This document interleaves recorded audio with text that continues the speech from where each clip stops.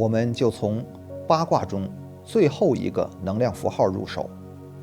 这个能量符号就是兑卦。首先，我们来了解这个能量符号能够带给你什么。兑就是快乐、喜悦。世界上最快乐的事情是什么呢？就是两情相悦，就是爱情的能量。那我们想一想，是不是处在甜蜜爱情中的男男女女，大部分都面带春风，两眼放光，特别喜悦呢？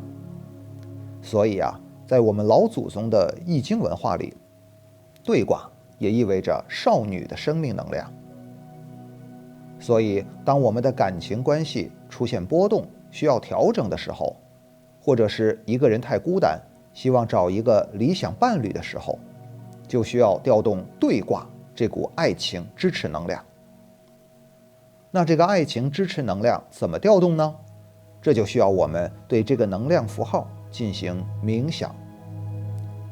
一旦你成功调动了易经中兑卦的力量，那么你的爱情运势就会发生正向的转变。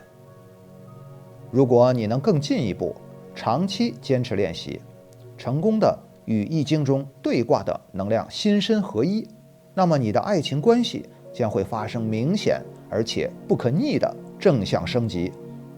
同时，你的个人魅力和关系影响力也会突破升级。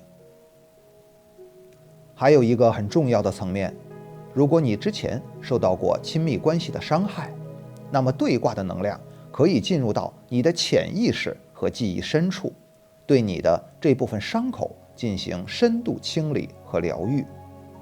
下面大家来跟随我的引导，进入到爱情能量的冥想状态。